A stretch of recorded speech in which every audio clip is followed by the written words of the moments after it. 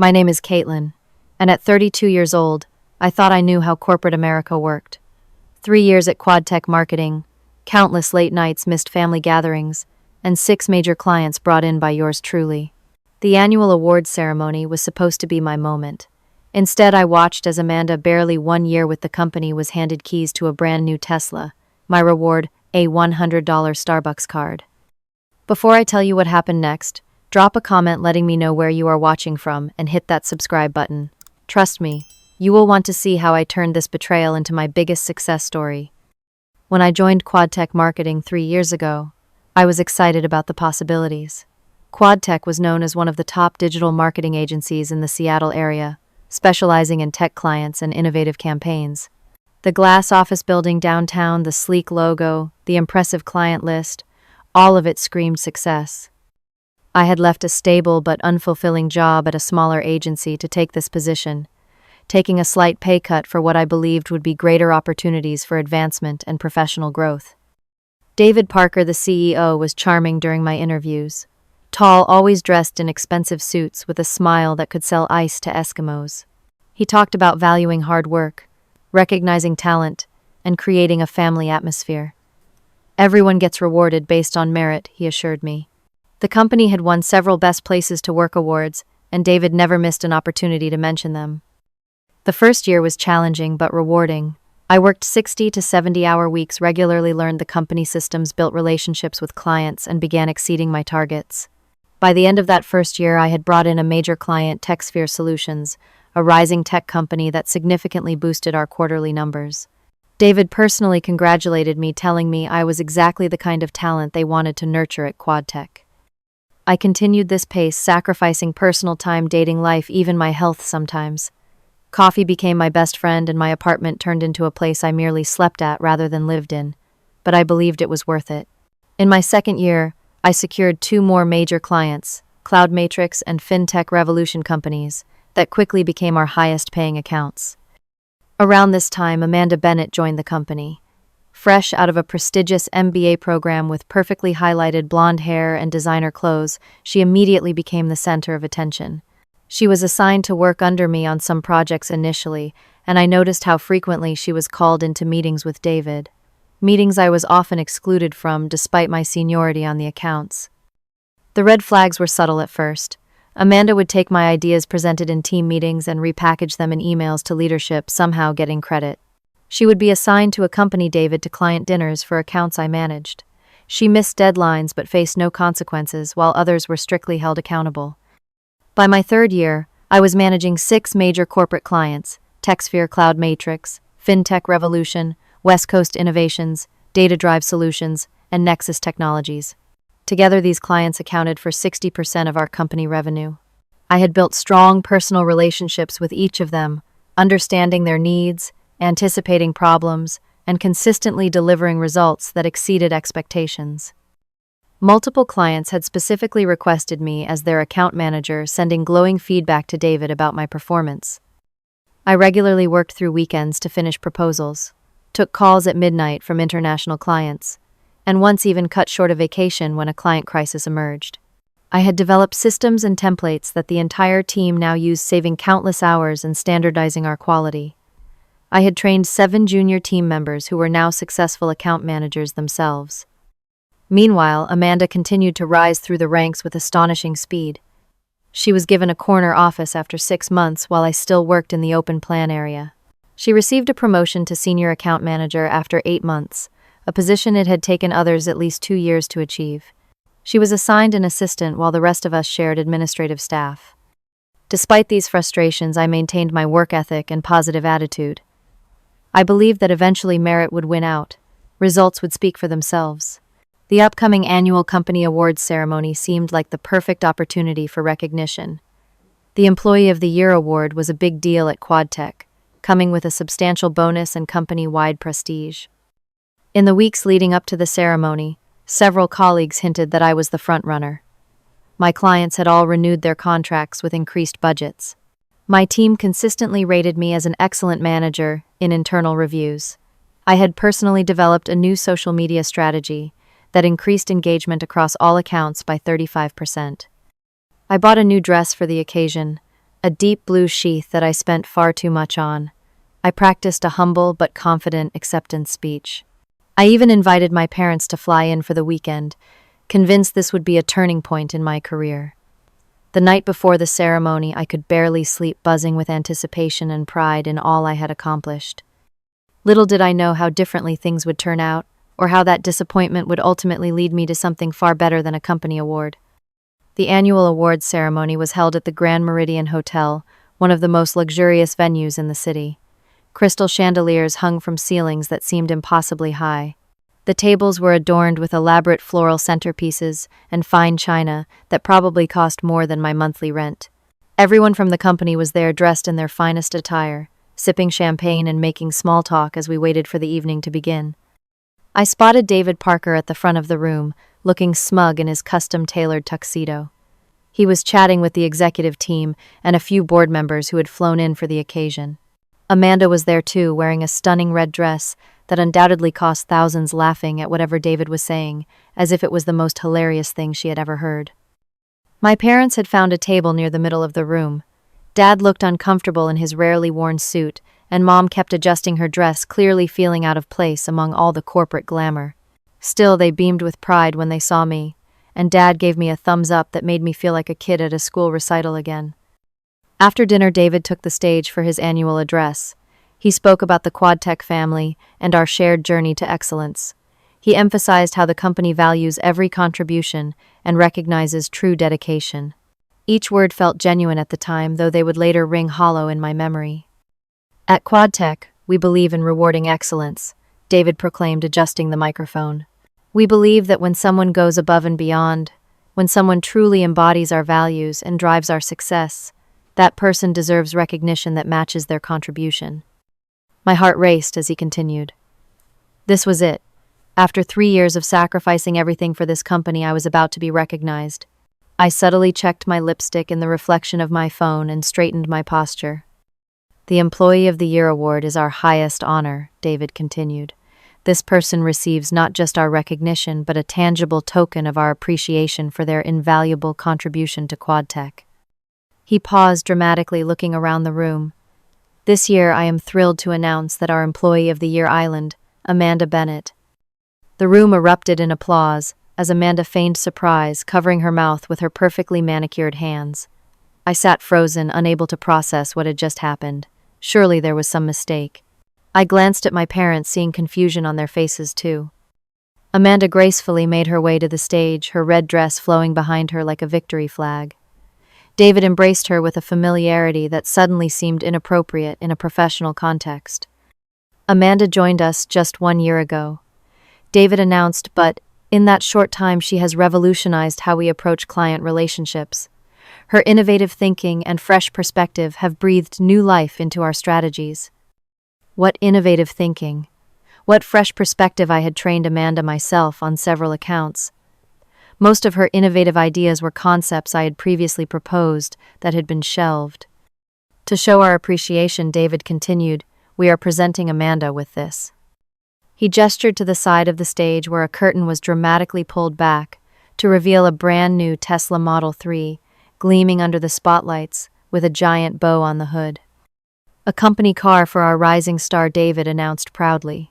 Valued at $80,000, this vehicle represents our investment in Amanda's future with QuadTech. The room gasped and then applauded wildly. Amanda squealed with delight, accepting the key fob from David and posing for photos in front of the car. I felt sick to my stomach, the seafood dinner threatening to make an unpleasant reappearance. I was still processing this shock when David spoke again. "We have one more special recognition tonight. The Dedicated Service Award goes to Katelyn Turner for her consistent work these past 3 years." Like a robot, I stood and made my way to the stage, my legs somehow carrying me forward while my mind remained stuck in disbelief. David did not hug me, but offered a formal handshake. He handed me an envelope and a small gift bag with the Starbucks logo visible on the side. "Katelyn has been with us through thick and thin." David said, his words noticeably less enthusiastic than his praise for Amanda. Inside this envelope is a certificate of appreciation and a $100 Starbucks gift card. "Keep up the good work, Katelyn." $100. After bringing in 6 major clients worth millions in revenue, $100 to buy coffee, so I could work even more hours for this company. I forced a smile and thanked him, clutching the envelope so tightly it crumpled in my hand. The applause for me was polite, but brief, nothing like the excited reception Amanda had received. As I walked back to my table, I noticed the pitying looks from colleagues who knew how much I had contributed. Some avoided eye contact altogether. "That is very nice, honey," my mother whispered, as I sat down trying to find something positive to say. "Is that all they gave you?" my father asked, not quite grasping the politics at play, but understanding instinctively that something was wrong. The remainder of the evening passed in a blur. I watched as colleagues congratulated Amanda, gathering around the Tesla for photos. I overheard fragments of conversation, people wondering what she had really done to deserve such a lavish reward. A few loyal team members stopped by my table to express their shock and offer quiet support, but most were too busy trying to get closer to the new star. The drive home with my parents was painfully quiet.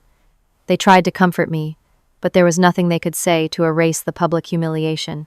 After dropping them at their hotel, I returned to my apartment, kicked off my expensive shoes, and finally let the tears flow freely. I cried for hours that night, overwhelmed by feelings of betrayal, anger, and worthlessness. 3 years of my life sacrificed for a company that valued me at $100, while someone who had been there a fraction of the time was given a luxury vehicle.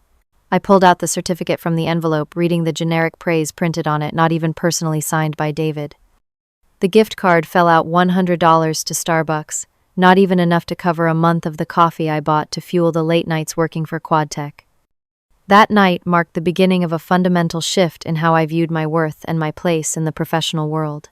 What I did not know then was that this painful humiliation would eventually lead to the best decision of my career. The week following the awards ceremony was excruciating. I returned to the office Monday morning, with my head held high, determined not to let anyone see how deeply I had been hurt. Amanda arrived driving her new Tesla, parking it prominently in a spot near the entrance where everyone would see it. She wore new designer clothes and carried a bag that probably cost more than my rent. The whispers followed her through the hallways, some admiring, others questioning. I threw myself into my work, focusing on my clients and trying to ignore the sting of betrayal. But on Wednesday, an all-staff email announced a new major project for a potential client worth potentially $8 million annually.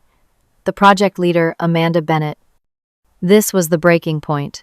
I requested a meeting with David, determined to understand the situation professionally. His assistant initially tried to put me off, saying his schedule was full for the next 2 weeks, but I insisted it was urgent regarding the TechSphere account, our largest client. Suddenly, a slot opened up that afternoon. David kept me waiting outside his office for 30 minutes beyond our scheduled time. When I finally entered, he did not look up from his computer immediately. "What is so urgent about TechSphere, Katelyn?" he asked, still typing.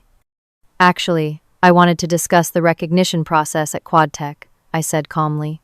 "I was hoping to understand the metrics used for evaluating employee contributions." David finally looked up, irritation flashing across his face, before he composed it into a neutral expression. "Our evaluation process is comprehensive and takes into account many factors," he replied dismissively. "Innovation, fresh thinking, future, potential cultural fit, all these things matter alongside results." "I see," I said, maintaining my professional tone. "I have consistently exceeded targets, brought in 6 major clients representing 60% of our revenue, developed systems now used company-wide, and trained 7 new account managers.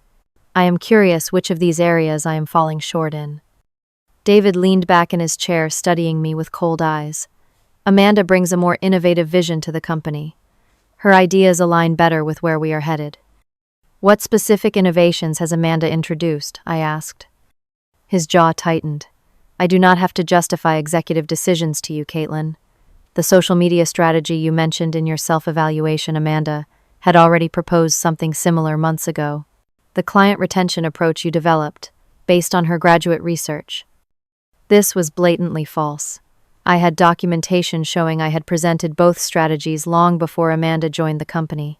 But before I could respond, David's phone rang, and he picked it up immediately, signaling our meeting was over. As I left his office, I noticed a framed photo on his credenza that had not been there before, showing David and Amanda at what appeared to be a weekend barbecue looking decidedly unprofessional together. Suddenly, pieces began falling into place. Back at my desk, I opened my company email and began searching past communications. I found my original presentation on the social media strategy dated 8 months ago, with David copied. Amanda had not even been hired yet. I forwarded this email to my personal account, along with several others documenting my contributions. Over the next few days, I noticed more concerning patterns. Amanda was given a dedicated assistant while the rest of us shared administrative staff. She was excused from standard reporting requirements. She took long lunches with David several times a week, returning with shopping bags from luxury stores. The final straw came when I accidentally received an internal email not meant for me. Someone in IT had included me in a chain about transferring client account access. The email showed plans to transition my 6 major clients to Amanda over the next month, with David noting Katelyn has served her purpose, but Amanda is the future of our client relationships. I felt physically ill reading those words. 3 years of sacrifice dismissed so callously. That same day, I overheard 2 executives discussing potential layoffs with my name mentioned as someone who was no longer essential now that my clients could be managed by others.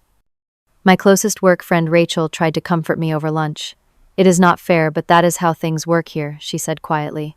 "David plays favorites. Amanda is just the latest one. Remember Brittany 2 years ago? Same story, different blonde. But I brought in most of our major clients," I protested. Rachel gave me a sad smile. "And now they have the relationships established. They do not need you anymore." She reached for my hand. "I am not saying it is right, Katelyn. I am saying you need to protect yourself." That weekend, I could not sleep. I kept thinking about all I had sacrificed for this company. The birthdays I had missed, the relationships that had faded from neglect, the health issues from stress and overwork. All for a company that valued me at $100 and was now planning to discard me entirely. Sunday night, still unable to sleep, I logged into my work email from home to prepare for Monday's meetings. There I found an email David had accidentally copied me on responding to a board member's question about my recent contributions. His response was scathing, dismissing my work, and suggesting I was coasting on past accomplishments, while more dynamic team members like Amanda were the real drivers of current success. Something snapped inside me. The fear and hurt crystallized into cold, clear resolve.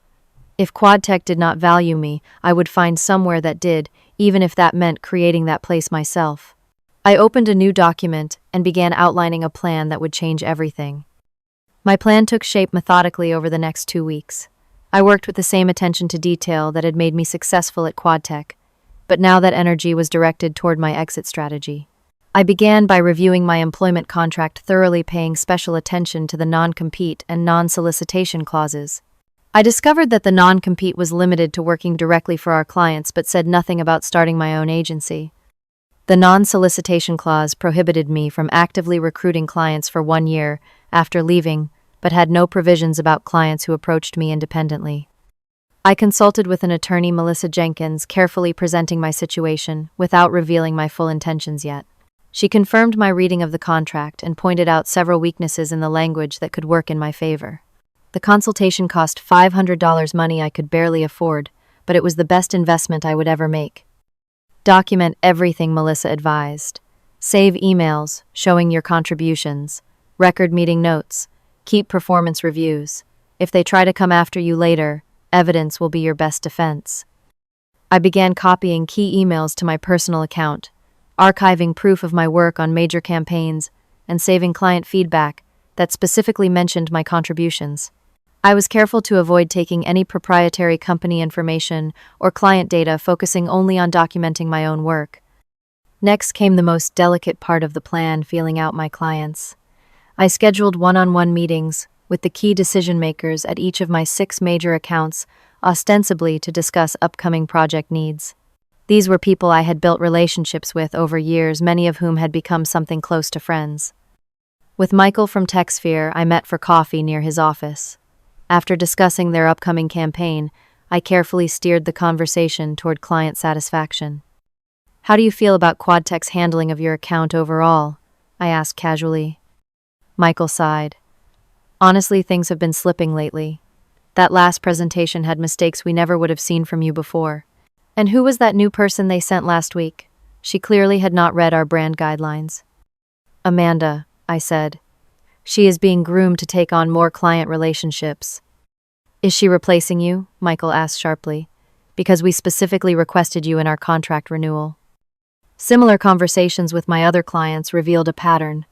All were dissatisfied with recent changes at QuadTech. All had noticed the attempt to transition them away from me. All expressed concern about continuing with the agency without my direct involvement. Sarah from West Coast Innovations was most direct. We hired QuadTech because of you, Katelyn. If you were to leave, we would seriously reconsider our relationship with the agency. These conversations confirmed what I had suspected: the clients were loyal to me, not to QuadTech. Still, I was careful not to cross any lines. I never suggested they leave the agency or offered my services elsewhere. I simply listened and filed away their feedback. Meanwhile, I began laying the groundwork for my own company. I registered KM Strategic Partners LLC, opened a business bank account with my modest savings, and began setting up the infrastructure I would need. I created a simple but professional website, established business email addresses, and ordered minimal stationery. I researched affordable office space and found a small but presentable location in a co-working facility that I could lease month to month. The most stressful part was the financial risk. I had some savings, but not enough to sustain a new business for long without clients. I would be leaving a steady paycheck, health insurance, and security for complete uncertainty. The weight of this decision kept me awake most nights, questioning whether I was being reckless, whether my hurt pride was driving me to self-destruction. Then David announced that Amanda would be joining all client meetings going forward to provide additional support, effectively sidelining me from the relationships I had built. That same day, I received an email showing my year-end bonus would be significantly less than promised, with a note about adjusted performance expectations. Any doubts I had about my decision vanished. I prepared my resignation letter simple and professional, giving 2 weeks' notice as required by my contract. I scheduled a meeting with David for Monday morning, the start of a new pay period. I spent the weekend organizing my personal belongings at the office so I could remove them discreetly if necessary. Sunday night, I barely slept, running through every possible scenario in my mind. What if David fired me on the spot? What if he threatened legal action? What if no clients followed me, and I ended up bankrupt and unemployable? The fears circled like vultures, but underneath them was a bedrock of certainty. Even if I failed, I would rather fail on my own terms than continue to be undervalued and exploited. Monday morning arrived with a strange sense of calm. I dressed in my most professional outfit, a navy suit that made me feel armored for battle. I carried a small box to collect my personal items hidden in a tote bag to avoid arousing suspicion. Before heading to the office, I took a moment to look at myself in the mirror. Your worth is not determined by their recognition, I told my reflection. Today you take back your power. I drove to the office for what I knew would be one of my last times, ready to set in motion the plan that would either ruin me or set me free. Either way, there would be no turning back. I arrived at the office early that Monday, before most of my colleagues. The morning quiet gave me time to center myself before the confrontation ahead. At precisely 9 o'clock, I knocked on David's office door, resignation letter in hand. Do you have a moment to discuss something important? I asked, maintaining a neutral tone. David barely looked up from his computer. Make it quick, Katelyn. I have a busy morning. I sat down across from him and placed my resignation letter on his desk. I am submitting my 2 weeks' notice, effective immediately. That got his attention. He picked up the letter, scanning it quickly, his expression shifting from surprise to irritation. This is very sudden, he said, leaning back in his chair. May I ask why? I believe it is time for me to pursue other opportunities, I replied calmly. I appreciate the experience I have gained at QuadTech, but I feel my contributions are no longer valued here in a way that aligns with my career goals. David's practiced charm surfaced immediately. Katelyn, if this is about the Employee of the Year award, I understand you might be disappointed, but these decisions consider many factors. Your work is absolutely valued here. What would it take to keep you? Perhaps a modest raise or title change. My decision is final, I said firmly. I will use my notice period to document all my processes and help transition my responsibilities. His charm evaporated. You realize that leaving now could be damaging to your career. QuadTech is a significant name in this industry. Future employers will certainly contact us for references. The threat was thinly veiled, but I was prepared. I am confident in the quality of my work and the relationships I have built in the industry. David's expression hardened. I should remind you of your non-compete and non-solicitation agreements. If you attempt to take any clients or proprietary information, we will pursue legal action immediately. I am fully aware of my contractual obligations, I responded, maintaining eye contact. I have no intention of violating them. Technically true. I was not going to solicit clients. They would come to me of their own accord once they learned I had left. David dismissed me curtly, saying HR would be in touch about exit procedures. As I left his office, I felt lighter than I had in months, despite the tension of the interaction. The first step was complete. Word of my resignation spread quickly. Several colleagues stopped by my desk expressing shock and asking questions I carefully deflected. Rachel hugged me, whispering, "Good for you," in my ear. I noticed Amanda watching from across the office, her expression unreadable. By lunchtime, I had received texts from 3 clients asking to speak urgently. I waited until I was away from the office to respond, arranging calls for after working hours. That afternoon, I methodically began documenting all my processes, creating transition guides for whoever would take over my accounts. I was determined to leave professionally, giving them no ammunition to claim I had sabotaged anything on my way out. After work, I took the calls from my concerned clients. Michael from TechSphere was first. "I just heard you are leaving QuadTech," he said without preamble. "Is this true?" "Yes, I have submitted my resignation," I confirmed. "What are your plans? Are you joining another agency?" This was the critical moment. I chose my words carefully. I am exploring several options, including establishing my own strategic marketing consultancy. There was a pause before Michael responded. "Katelyn, we have worked together for 3 years. TechSphere values your insight and approach. Would your new consultancy be in a position to take on clients like us?" "Theoretically, yes," I said cautiously. "However, I should note that I have non-solicitation restrictions from QuadTech." Michael chuckled. "You are not soliciting if we approach you. Send me information about your new venture when you are ready. In the meantime, I will inform QuadTech that we will be reviewing our contract at the next opportunity." Similar conversations followed with my other clients. By the end of the evening, all 6 had expressed interest in working with me directly once my notice period ended. I was careful to maintain plausible deniability, never explicitly asking them to leave QuadTech, but making sure they knew where to find me. The next morning, David called me into his office, his face flushed with anger. "3 clients called yesterday asking about your departure and expressing concerns about their contracts. What did you say to them?" "Nothing inappropriate," I replied calmly. "They reached out to me after hearing about my resignation. I confirmed that I am leaving, but assured them QuadTech would continue to serve their needs." "I find that hard to believe," he snapped. "TechSphere is suddenly reviewing their options after 3 years of solid partnership." I maintained my composure. Clients make business decisions based on their own interests. I cannot control their reactions to my departure. David leaned forward, his voice low and threatening. "Listen carefully, Katelyn. If any of these clients leave QuadTech within 6 months of your departure, we will know you violated your agreements. We will sue you for damages and make sure you never work in this industry again." I met his gaze steadily. "I understand my obligations under my contract. I also understand that clients have the right to choose their service providers. Now, if there is nothing else, I should return to documenting my processes for transition." The remainder of my notice period was tense. David assigned Amanda to shadow me in all client interactions, presumably to strengthen relationships before my departure. This backfired spectacularly when Amanda made several factual errors during a presentation to Cloud Matrix, prompting their CEO to ask if she was properly prepared to take over the account. On my final day, I completed all transition documentation, returned my company laptop and keycard, and said goodbye to the colleagues I respected. As I was packing the last of my personal items, Amanda approached my desk.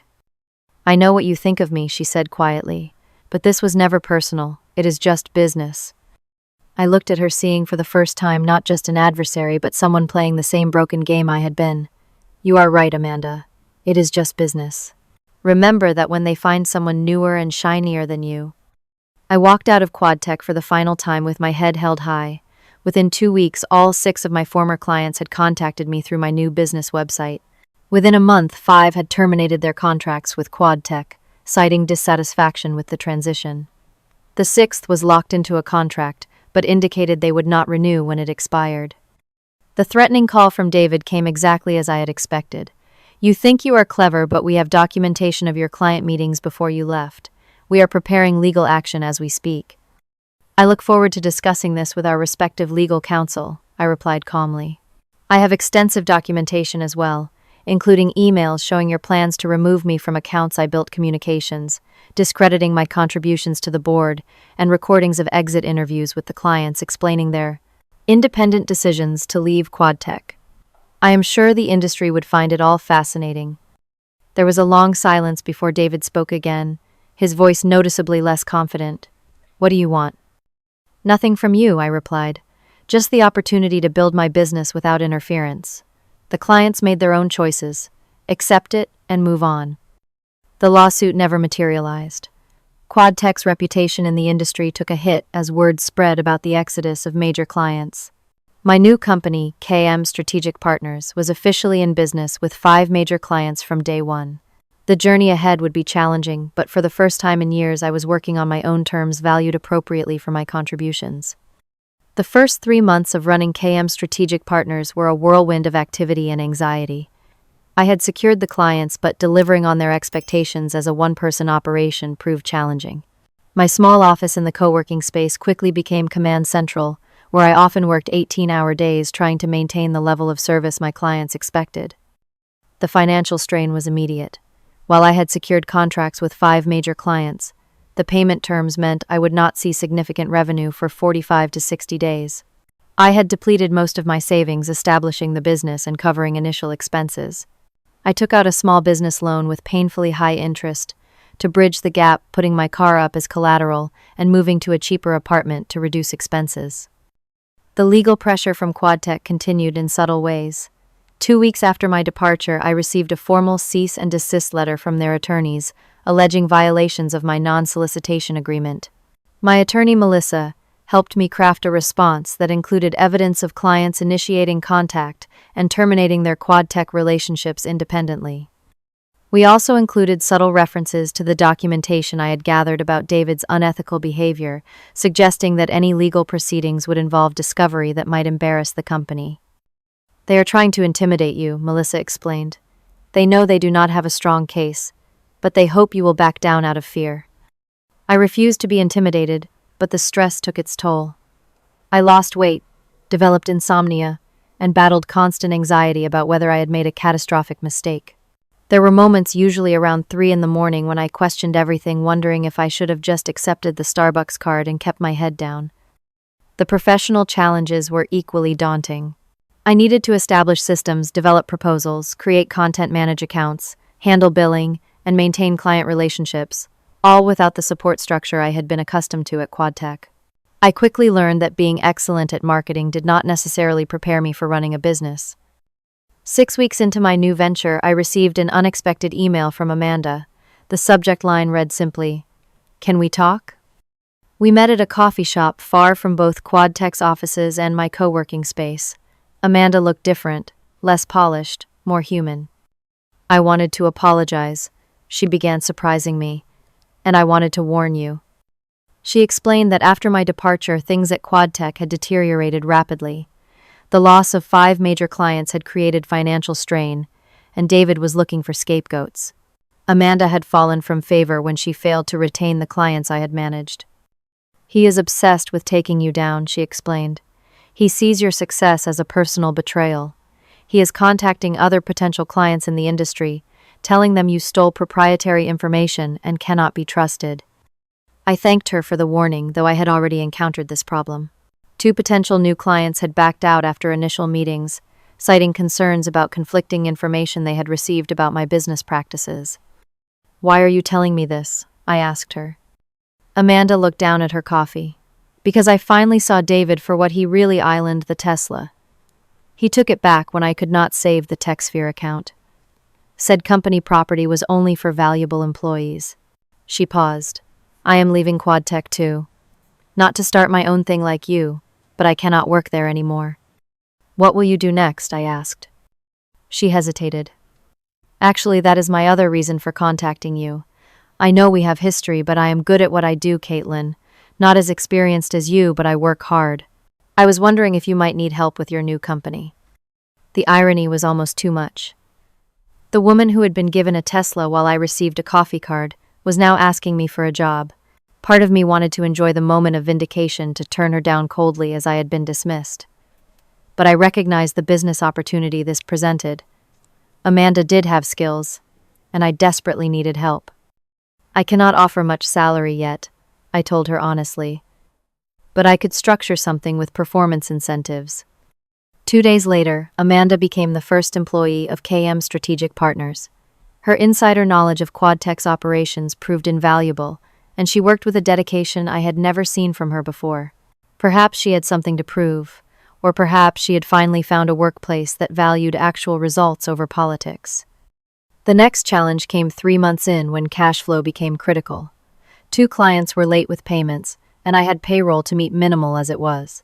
I maxed out my personal credit cards and skipped my own salary for a month to keep things afloat. I considered reaching out to my parents for a loan, but could not bring myself to admit how precarious things were. Just when things seemed darkest, an unexpected opportunity arose. Nexus Technologies, my 6th former QuadTech client who had been locked into a contract, was finally free to make a change. Not only did they sign with KM Strategic Partners, but they prepaid the first quarter to help with cash flow, as their CEO tactfully put it. He had heard about my situation through industry channels and wanted to support my new venture. This influx of cash allowed me to hire a part-time accountant and a junior content creator, expanding our capacity and improving our service delivery. We moved to a slightly larger office within the same co-working space, one with a proper meeting room for client presentations. 5 months after my departure from QuadTech, I received information that the company was struggling significantly. They had lost 3 more major clients, and rumors of financial trouble were spreading. David had become increasingly erratic, blaming everyone but himself for the company's decline. Then came the most surprising development of all. David reached out directly, suggesting we meet to discuss mutually beneficial opportunities. My instinct was to ignore him, but curiosity won out. We met at a neutral location, a restaurant equidistant from our offices. David looked haggard, the polished veneer notably absent. "I will get straight to the point," he said after minimal pleasantries. "QuadTech is in trouble.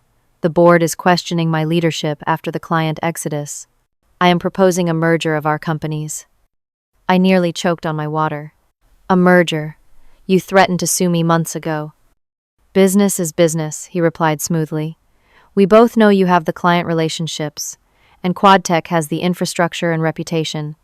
Together we could be stronger than either company alone." What he was really proposing was a bailout, one that would likely see him retain control while accessing the clients who had left specifically to work with me. I declined politely but firmly. 2 weeks later, industry news reported that David had been asked to resign by the QuadTech board. The company announced a restructuring and significant downsizing. Several former colleagues reached out asking if KM Strategic Partners was hiring. I brought on 2 more talented people who had previously been undervalued at QuadTech. By the 6-month mark, my company was stable and growing. We had a team of 5 full-time staff and 3 contractors serving 8 major clients with several smaller projects in development. The days were still long, the challenges constant, but for the first time I was building something that reflected my values and recognized everyone's contributions fairly. The $100 Starbucks card still sat unused in my desk drawer, a reminder of how undervalued I had once been, and how that moment of disrespect had ultimately led to my greatest professional achievement. 1 year after walking out of QuadTech with nothing but a box of personal belongings and a determination to create something better, I stood in the new offices of KM Strategic Partners, surveying what we had built together. Our team had grown to 15 employees and 3 dedicated contractors.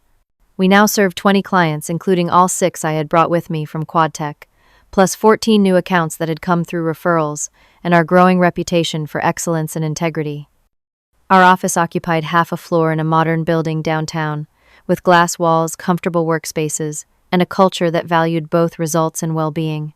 No one was expected to sacrifice their personal life for the company, though many of us still worked long hours by choice during critical projects. The difference was that these contributions were genuinely recognized and rewarded. I had instituted quarterly performance bonuses that were transparent and equitable based on clearly defined metrics that everyone understood. Team members received profit sharing once they had been with the company for 6 months. We celebrated victories together and supported each other through challenges. The trophy case in our reception area displayed awards we had won as a team, each one listing every contributor to the recognized project. Amanda had become our director of client relations, a role she excelled in once freed from the toxic environment at QuadTech. She had recently returned from maternity leave, bringing her baby to the office one afternoon a week as part of our family-friendly policies. The transformation in her was remarkable, from competitive rival to trusted colleague. I frequently reflected on the journey that had brought us here. The $100 Starbucks card that had once symbolized my undervaluation now hung framed on my office wall, a reminder of the moment that had catalyzed this new chapter. I had never spent it preserving it as a tangible reminder of what happens when organizations fail to recognize the true value of their people. Last month, I had run into Rachel, my former colleague from QuadTech, at an industry conference. She had hugged me tightly, genuine happiness in her eyes. "You did it, Katelyn," she said. "You actually did it. Everyone at QuadTech watched you walk out and create something amazing. You have no idea how many people you inspired." She told me that after David's departure, QuadTech had struggled to rebuild. They had been acquired by a larger agency for a fraction of their former valuation. Most of the original team had scattered to other companies or started their own ventures. "What about the Tesla?" I had asked, curious, despite myself. Rachel laughed. "Repossessed. Turns out it was leased in the company name, not actually purchased. When the new owners came in, they canceled all the executive perks immediately." I had also heard that Amanda was not the only recipient of David's special brand of favoritism. 3 other young women had come forward with stories of inappropriate behavior and professional retaliation when they rejected his advances. The new ownership had quietly settled several potential lawsuits. The healing process had not been instantaneous for me. For months after leaving QuadTech, I had struggled with feelings of inadequacy and imposter syndrome. Every client email triggered anxiety about whether I could truly deliver what they needed without the resources of a larger agency. Every financial challenge reinforced the fear that I had made a catastrophic mistake. Working with a therapist had helped me process these feelings and recognize them as the aftermath of a toxic work environment. Gradually, I reclaimed my confidence not through external validation, but through consistent results and the growing trust of my team and clients. The greatest lesson from this journey was not about revenge or even vindication, though there had certainly been satisfaction in proving David wrong about my value. The real revelation was understanding that we teach people how to treat us by what we accept, what we walk away from, and what we fight for. I had accepted undervaluation for too long, believing that if I just worked harder, stayed later, or brought in more clients, I would finally receive the recognition I deserved. The $100 gift card had been the wake-up call I needed to recognize that some environments will never value you appropriately, no matter what you contribute. Walking away had been terrifying but necessary, not just for my career but for my sense of self-worth. Building something new had required courage, resilience, and a willingness to bet on myself when no one else would. The struggle had been real and often overwhelming, but it had forged me into a stronger leader and a more compassionate employer. Today, when I interview potential new team members, I always ask them about times they felt undervalued and how they responded. Not to identify victims, but to find fighters, people who recognize their worth and expect others to do the same. The company Tesla that had once symbolized everything wrong with corporate recognition now seemed like a laughably short-sighted reward. What good is a luxury car in a workplace that drains your spirit and undermines your confidence? I would rather drive my modest sedan to an office where I am truly valued than park a Tesla in front of a building where I am exploited. Last week, I received an email from a former QuadTech client who had originally stayed behind. They were finally ready to make the switch to KM Strategic Partners. Their message concluded with words that validated everything we had built. "We want to work with a company that values its people because that translates directly into how they value their clients." Sometimes a $100 rejection is exactly what you need to build your $1 million future. Your worth is not determined by someone else's inability to see your value. If there is one thing I could tell everyone watching this, it is to recognize when you are being undervalued and have the courage to walk away, even when it is terrifying. The path may not be easy, but the destination is worth every difficult step. Have you ever been undervalued at work? What did you do about it? Drop your stories in the comments below. I would love to hear how you handled similar situations and what you learned from the experience. If this story resonated with you, please hit the like button and subscribe to see more content about professional empowerment and building your own path. Share this video with someone who might need to hear this message today. Thank you for watching. And remember, your true value is not defined by someone else's perception, but by your own belief in yourself and the courage to act on that belief.